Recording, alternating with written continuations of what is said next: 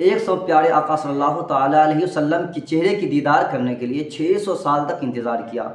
हज़रत ईसा अलैहिस्सलाम एक मरतबा इंजील पढ़ रहे थे तो हमारे प्यारे नबी पाक सल्लम का जिक्र कर रहे थे, तज़किरा पढ़ रहे थे, तो साहब ने सुना तो कहा हुज़ूर नबी पाक सल्लम मिलेंगे कहाँ? तो हज़रत ईसा अलैहिस्सलाम ने कहा अगर नबी पाक सल्लम को देखना चाहते हो, प्यारे आका को देखना चाहते हो तो मक्के चले जाओ। आइए हम सुनते हैं, जानते हैं किस तरह साहब ने नबी पाक सल्लम को देखने के लिए 600 बरस तक इंतज़ार किया, उनके चेहरे की दीदार किया, किस तरह इंतज़ार किया, किस तरह देखा। आइए इस वाक़या को देखते हैं। ये जो मौलाना साहब हैं ये पाकिस्तान के रहने वाले हैं, बहुत ही अच्छे बयान करते हैं और इनसे मैं बहुत ही मोहब्बत करता हूँ।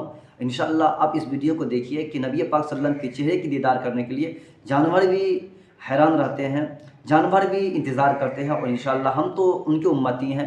क्या हम नबी पाक सल्लल्लाहु अलैहि वसल्लम के चेहरे की दीदार नहीं करना चाहते हैं? बिल्कुल करना चाहते हैं। हमारी भी दुआ होती है कि या रसूलल्लाह आप हर आशिक के घर तशरीफ़ लाते हैं, मेरे घर में भी हो जाए चरागाह या रसूलल्लाह।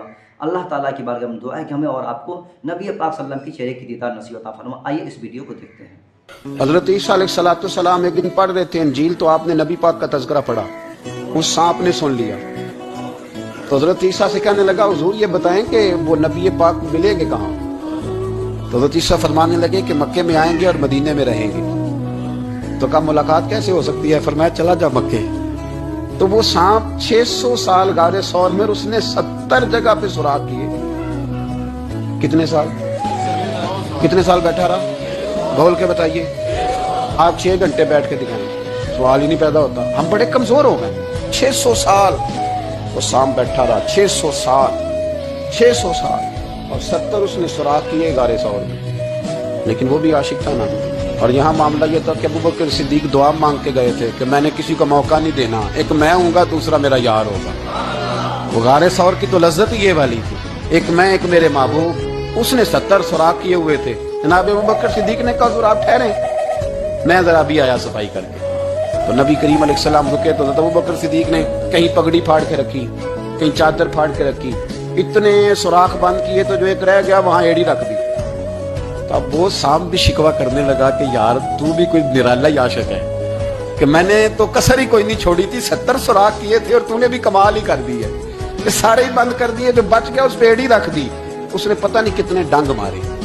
सांप का जब डंग लगता है तो वजूद में बहुत ज्यादा गर्मी पैदा होती है। गर्मी हज़रत अबू बकर सिद्दीक के बारे में हमारे शारहीन ने लिखा रोए नहीं, वजूद इतना गर्म हुआ कि आंसू टपक पड़े।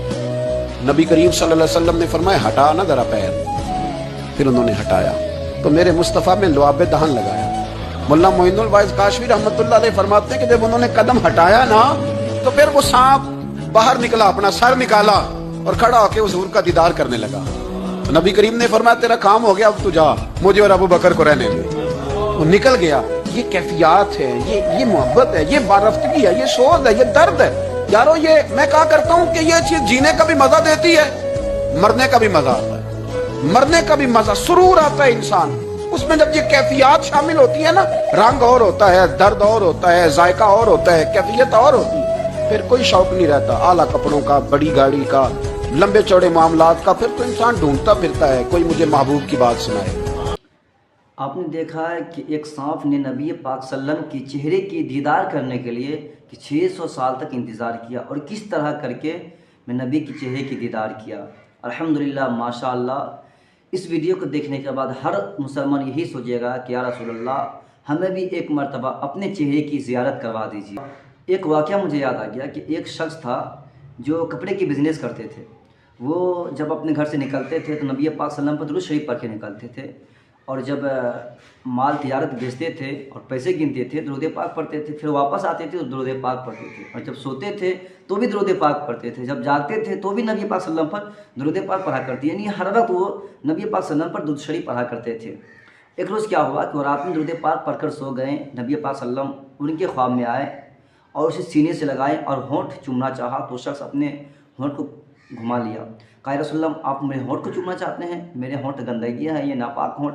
कहा ये होंठ नापाक नहीं होते हैं कि तुम इस होंठ से तुम मुझ पर दुरूद पाक पढ़ा करता था, इसलिए मुझे ये होंठ को चूमने दो। वो शख्स तो जब उसकी आंखें खुली तो उन्होंने क्या देखा कि मेरे जिस्म, मेरे घर, मेरे खपरा जो छप्पर के घर होते थे उस वक्त महकते थे।